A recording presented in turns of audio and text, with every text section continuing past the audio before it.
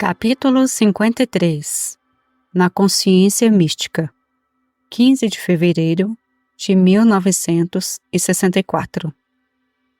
O nosso trabalho de 1963 foi fazer a mudança da consciência metafísica para a consciência mística. E conforme você estuda as 4 fitas da série Honolulu de 1964 e os seus documentos, você vai descobrir que estamos conscientemente fazendo essa mudança agora, ou estamos à beira de alcançá-la. Há um último passo que você pode dar para ajudá-lo a completar a sua realização. E é isso. Olhe para fora desta janela e selecione uma árvore ou um grupo de árvores. E observe que há uma lei da vida funcionando naquela árvore, das raízes até a fruta dos galhos. Tome isso muito devagar. Olhe para as raízes abaixo do solo e você logo concordará que as raízes estão atraindo, a partir da terra ao redor, a comida que foi formada pela chuva que caiu, a luz do sol, fertilização e que, para fora deste ambiente, é enviado para cima, pelo tronco e pelos ramos, tudo o que é necessário, não apenas para o sustento da árvore, mas para a formação das folhas, das flores e dos frutos. Tudo isso é possível, não em virtude das raízes ou da terra circundante, mas em virtude de uma força vital invisível agindo dentro e através da árvore ou sobre ela, produzindo os efeitos que provavelmente são visíveis através de uma lente de alta potência. O milagre deste exercício é que você é um espectador, mas de modo algum você teve qualquer participação naquilo que você viu. Você não trouxe isto, você não iniciou a ação, você meramente contemplou e por sua contemplação veio a consciência daquilo que tem acontecido lá naquelas árvores, antes mesmo de entrarmos nesta sala. Qual é o milagre? Você não coloca Deus no trabalho ou para o trabalho. Você não leva o poder de Deus a qualquer situação. Deus estava lá antes de você, por causa da sua onipresença. Não faz diferença se você teve um pensamento errado nesta manhã ou se você cometeu uma ação errada ontem. Não tem nada a ver com o que está acontecendo no universo de Deus, porque não é a sua pureza que faz com que Deus atue. É a função de Deus. A graça de Deus não depende de quão bom ou espiritual você é. A graça de Deus só depende de quão bom Deus é. E qualquer santo ou pecador pode ver Deus trabalhando, quando os seus olhos estão abertos à onipresença. Pense por um momento.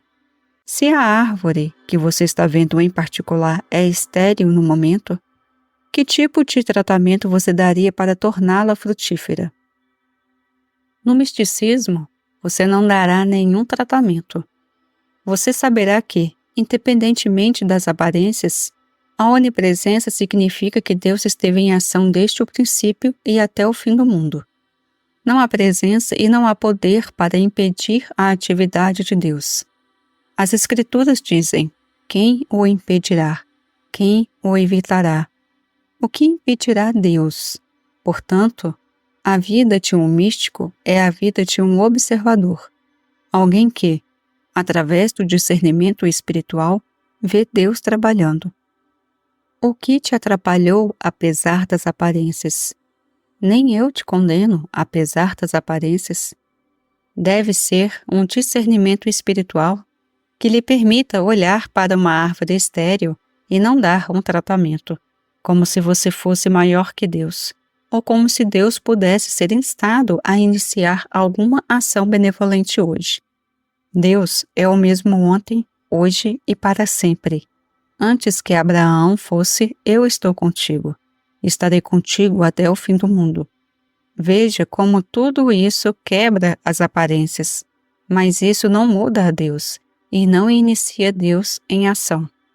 Traz a consciência da onipresença, onisciência e onipotência. E conhecer esta verdade liberta você. todo problema tem a sua base na crença da ausência de Deus. E a maioria das orações visa trazer a Deus para a imagem, o que é impossível. Antes de Abraão e até o fim do mundo, Deus é. A beleza é que, apesar das aparências, nada mais é.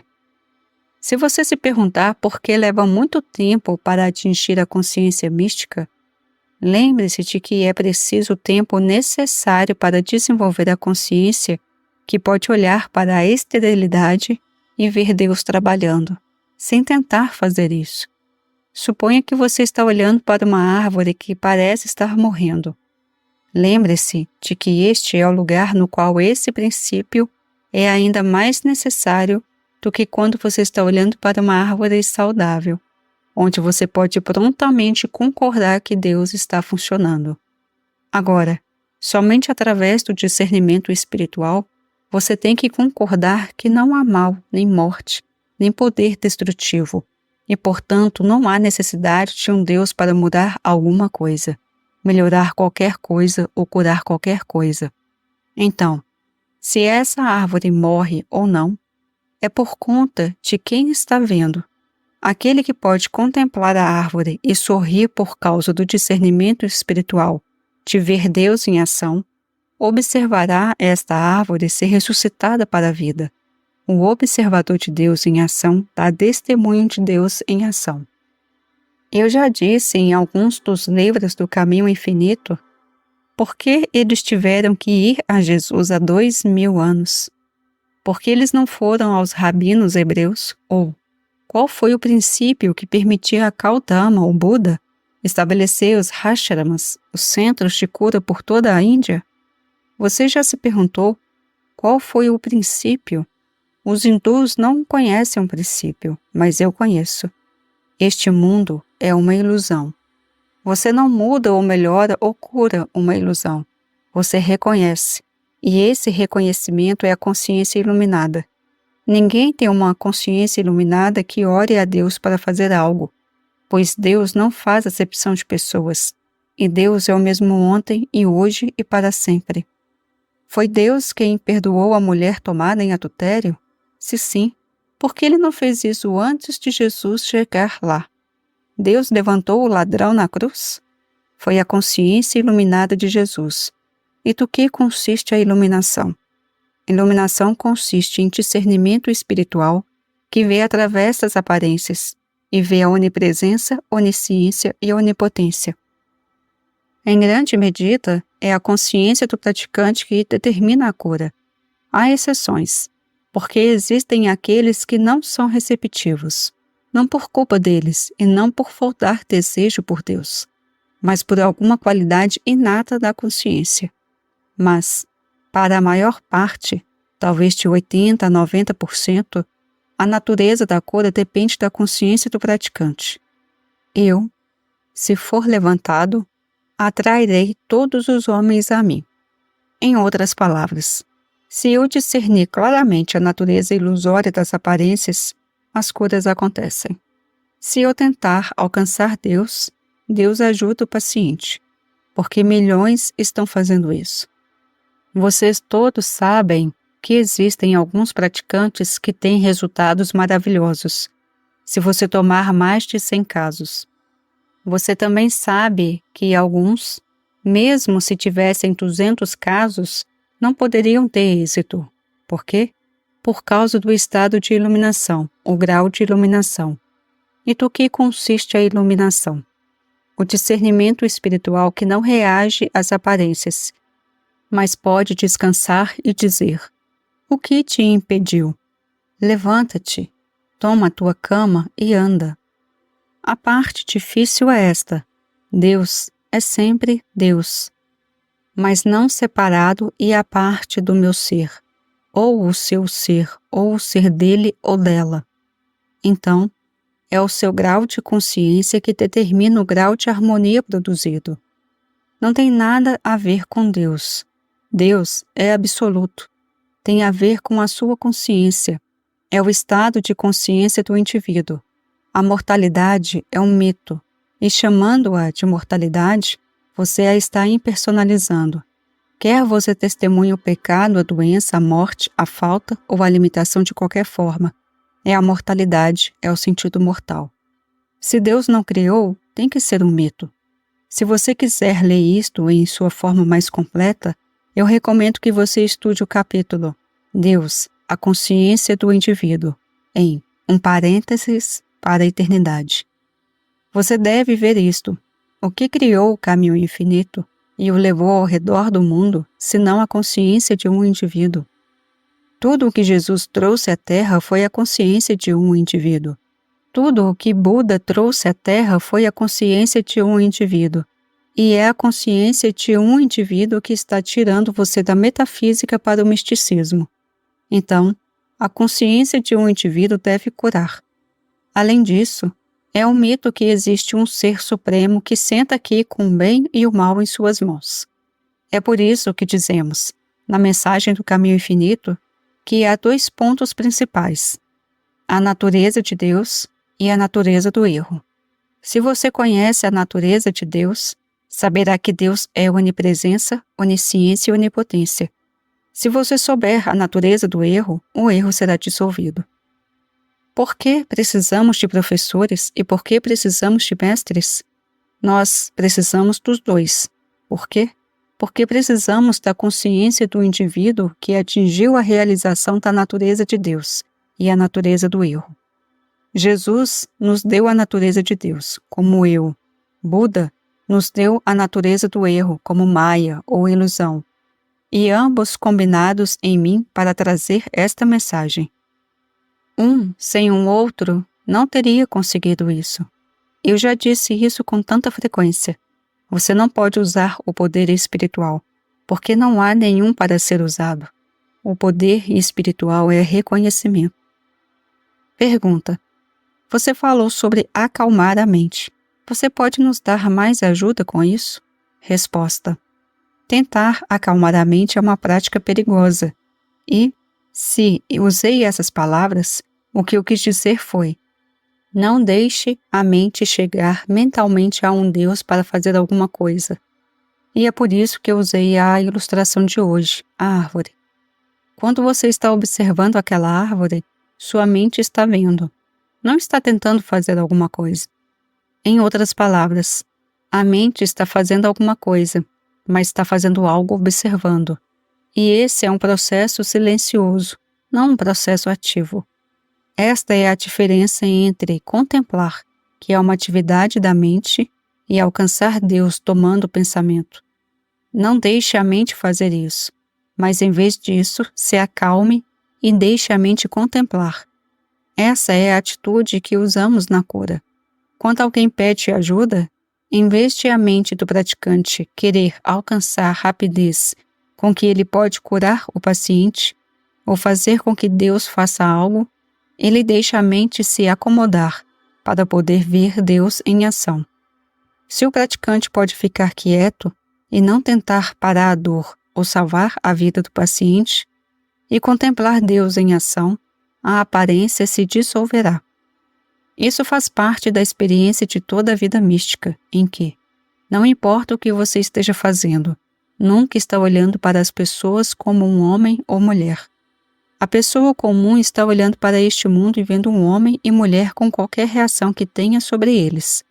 Mas na vida mística, você vê homens e mulheres, mas não se registram dessa maneira.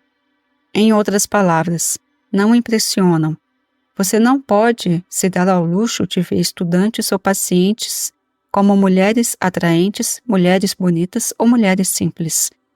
Você se treina para que sua atenção esteja sempre em ouvir. Isso é o que quero dizer com acalmar a mente. Mas realmente não quero dizer acalmá-la no sentido usual, porque isso pode ser perigoso ao colocá-la no oculto. É por isso que não acredito em meditações longas, porque, eventualmente, a mente entra em níveis mentais que consistem do bem e do mal. Por acalmar a mente, quero dizer não usar a mente. Vejamos o assunto da visão. Você vê através dos olhos, mas você não está realmente usando os seus olhos. Se você tentar usá-los, verá rapidamente que está sentindo incômodo. Não, você vê pelos olhos, você vê através deles. E você não ouve pelos ouvidos, você ouve através deles. É o mesmo com a mente. No momento em que você começa a usar a mente, você está fazendo uma força criativa e, portanto, está abusando de sua função. Lembre-se, você pensa na mente. Assim, o passo da metafísica para o misticismo é realizado em uma proporção a um grau em que você pode se tornar um observador. Você usa a mente apenas no sentido de consciência, nunca no sentido de poder. Quanto eu posso ficar quieto e receptivo, não importa o que esteja lá fora. A consciência da realidade espiritual vai entrar em mim. Minha visão pode ver as mesmas coisas por algum tempo, mas em breve alguém dirá: eu me sinto melhor. Não porque fiz alguma coisa, mas sim pela atitude de um compositor. Qual é a atitude de um compositor? Ouvir. A mente mística não é usada, ela experimenta. Eu permaneço perfeitamente quieto, e minha mente interpreta para mim o que vê. Se eu estiver pensando humanamente, verei macho e fêmea, alto e baixo. Mas se estou usando a mente espiritualmente, não vejo esse universo humanamente. Eu vejo o que a alma revela, o que é a identidade espiritual. Mas isso não é nada que eu possa descrever. Você nunca deve silenciar a mente, mas deve deixar a mente silenciar, ao torná-la sua intérprete. Perguntar a Joana d'Arc: Deus fala com você em francês? Ao que ela respondeu: eu não sei se ele fala comigo em francês, mas eu o ouço em francês. Em outras palavras, sabemos que Deus fala a linguagem do espírito, mas ouvimos em inglês. A mente está interpretando para nós, mas sem nenhuma atividade de nossa parte. Você tem uma consciência quadridimensional, mas na maioria dos alunos ela é usada apenas ligeiramente, ou nem isso. E o trabalho que você faz estudando e meditando é com o propósito de desenvolver essa consciência quadridimensional. Pode ser comparado ao aluno que está estudando música. Ele nunca pode fazer seus dedos tocarem. É a consciência que faz isso. Então, desenvolvendo sua consciência musical, seus dedos então voam. Então é com você. Seus estudos e suas meditações são destinados a desenvolver sua consciência. E então, seu corpo e mente trabalham automaticamente, sem qualquer volição consciente. Aqui está uma ilustração. Suponho que, para mim, a maior passagem da Escritura é: eu tenho carne, ou eu sou o pão, a carne, o vinho e a água. O que torna essas passagens tão importantes, se, humanamente, elas não fazem sentido? Porque elas têm significado para mim. E a razão é que, para mim, significa que, quando Deus me fez, Ele incorporou em mim tudo o que necessitarei para a eternidade. Ele incorporou tudo dentro de mim, ou o poder de extraí-lo, como no exemplo da raiz com a árvore. Para toda a aparência de uma reivindicação, posso fechar os olhos e dizer: tenho carne. E isso quebra meu apego a esse mundo e a todos nele. Por quê? Por causa de uma experiência. Nos meus primeiros anos, eu também dependia de Deus para o suprimento. E eu dependia de pacientes para serem os instrumentos através dos quais as ofertas chegariam até mim. Depois de um tempo, isso não funcionava porque não é verdade. Mas então eu percebi: eu sou Deus, eu sou o Cristo, eu sou a fonte, então eu sou a realização. E não preciso de um Deus ou de um homem. Não faz diferença que tipo de reivindicação possa surgir, de insuficiência ou limitação em qualquer área. A palavra eu surge em minha consciência, e então todo apego a este mundo é rompido. Tudo está incorporado no eu que eu sou. E o que for necessário para trazer a cura está incorporado no eu que eu sou. Deus se realiza como meu ser, então eu não preciso alcançar Deus. Eu alcanço dentro o eu que está mais perto do que a respiração. Então, seja paciente e espere. Eu não estou acalmando a mente, mas estou ficando muito quieto enquanto estou ouvindo. Então a consciência quadridimensional está em cena. E, se ela tiver que fazer alguma coisa, isso acontecerá. Lembre-se sempre de que, não importa qual língua eu use, não pretendo acalmar a mente por desuso, mas usando a mente de uma maneira diferente. Volte à declaração do Mestre, o Pai interior, ou à declaração de Paulo, o Cristo que habita. Ambos significam que, dentro de sua consciência, está a presença e poder. E de que outra forma você pode entrar em sua consciência, senão em quietude e receptividade? E então, deixe-a sair como pão ou carne, ou ressurreição ou vida eterna. O Menehune da lenda havaiana é definitivamente o Cristo. É algo diferente do humano, que lhe fornece e satisfaz a sua necessidade. Anjos são a mesma coisa. Um anjo é apenas o mediador que satisfaz as suas necessidades, mas é a presença interior, Mestre, presença, Cristo, a mente de Buda. Você tem a ilustração do conto de fadas Lâmpada de Aladim. Esse é o significado da lâmpada de Aladim. Apenas esfregue-a e o gênio aparece. Mas certifique-se de que o que você deseja é espiritual ou feitiçaria. O perigo de tudo isso é que, se você está pensando em Menehune, anjos, lâmpada de Aladim ou Cristo, você está pensando em algo diferente de uma atividade de sua própria consciência. Você está esperando que Deus faça algo após esta oração, ou após este tratamento.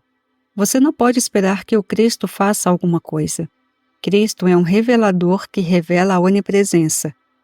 O fato de que, no reino espiritual, só existe o agora, é a prova de que uma oração não pode fazer nada daqui a uma hora. Uma oração deve revelar o que é. Na verdade, você só entra no estado místico quando conhece a identidade do eu que eu sou. Sou eu, um homem desejando ou exigindo, ou eu já sou o espírito realizado. Enquanto você está sob a lei dos 10 mandamentos, você está sendo melhorado, reformado e espiritualizado. Mas quando você está sob a graça, você é o eu sou. E isso significa que o eu não é mal nem bom. Seja o que for o espírito, eu sou. Eu não sou jovem nem velho. Seja o que for o espírito, eu sou. Eu não sou rico nem pobre. Seja o que for o espírito, eu sou. Eu sou o caminho, a verdade e a luz. Deus se cumpriu como eu. Isso quebra todos os apegos aqui fora, mas fornece 12 cestas para compartilhar. Porque, se eu não compartilho, sou cortado do reino de Deus. Mais uma vez, não compartilho para agradar a Deus. Eu devo compartilhar como realização do meu eu. Em sua humanidade, você geralmente é bom apenas porque tem medo da penalidade por ser ruim. Isso é natural para todos os seres humanos. Mas na vida mística, você é bom, não por uma recompensa nem por medo de punição, mas como cumprimento de sua natureza. Você tem que trabalhar com todos esses princípios. Quando o eu se revelou pela primeira vez, quando estava passando por um período de dificuldade, o suprimento acabou chegando. Mas houve meses e meses, durante os quais eu tive que me lembrar a cada dia, eu tenho. Sua consciência está sendo transformada de eu quero, eu preciso, eu desejo, para eu tenho. E porque eu tenho. Sua consciência está morrendo para seu ser humano e está renascendo em seu ser Cristo. Eu, Cristo. Sou bem diferente de eu, Joel. Então eu, Joel, devo morrer para que eu, Cristo, possa nascer. Olá pessoal, aqui é Daniela falando e chegamos ao final do capítulo 53 do livro A Transformação da Consciência de Joel Goldsmith. Realmente foi um capítulo extraordinário, né? Eu achei. Só para falar aqui do folclore da lenda dos Menehune, que ele cita no texto, É uma lenda de um povoado de anões, eu procurei para saber, que viviam lá no Havaí, né? Disse que eles eram conhecidos, eles eram muito pequenos, que cabiam na palma da mão, e não eram vistos por todos. Eles eram conhecidos por usar arcos e flechas mágicos para atingir o coração de pessoas com cólera e prendê-las com amor. De acordo com a lenda, eles eram espertos e extremamente fortes, e raramente eram vistos por humanos, tá? E tinham incríveis conhecimentos sobre engenharia, gostavam de construir só durante a noite. Só um pouquinho sobre a lenda, né? Para que a gente tenha ciência do que ele estava falando. Como tá ficando de costume, eu tô deixando alguns comentários no final dos áudios, para quem tiver interesse de ouvir sobre o meu ponto de vista, claro. E sobre esses sites que eu recebo quando eu faço a leitura, né? Eu leio livros, mas é impressionante, porque eu leio e parece que eu entro dentro da consciência de quem o faz.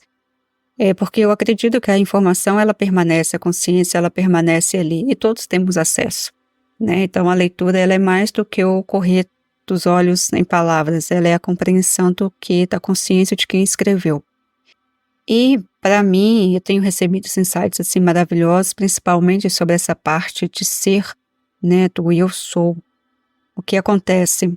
Eu vim de uma vida que eu não tinha muita proximidade com Deus.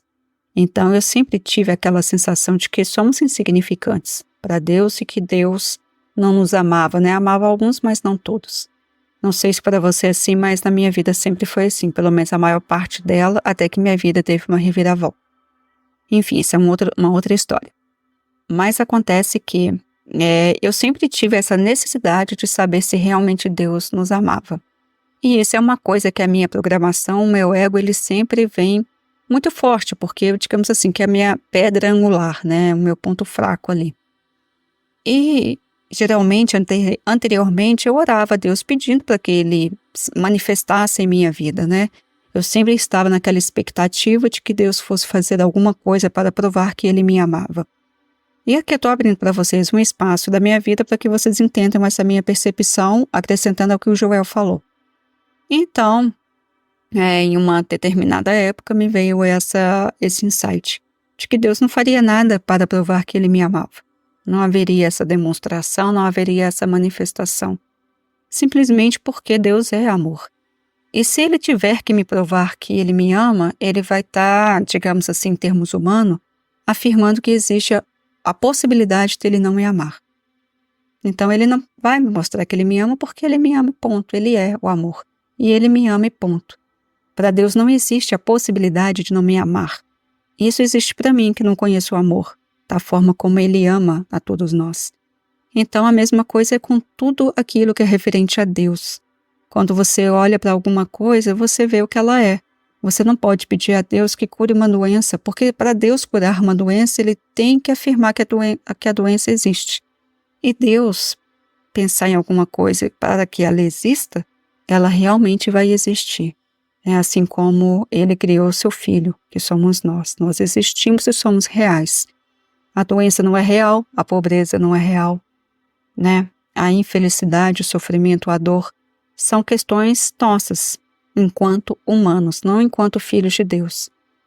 Então, na minha vida, nesse ponto em questão sobre o amor de Deus, eu cheguei me deram este insight maravilhoso, de que Deus não faria absolutamente nada para provar que me amava, que eu não teria manifestação, que eu não teria a realização do meu desejo absoluto como prova do amor de Deus.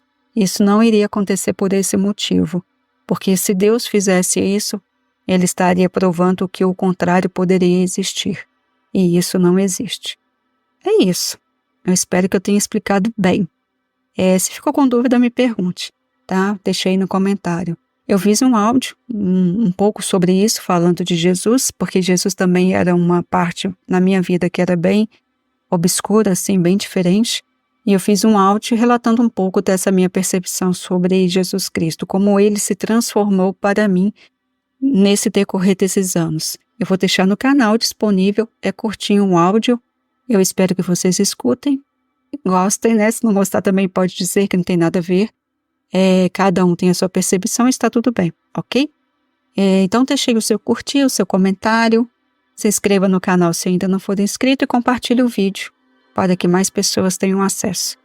Obrigada a todos vocês que ouviram até aqui e obrigada a você do HB, que está sempre comentando aí nos vídeos. Gratidão sempre e até a próxima.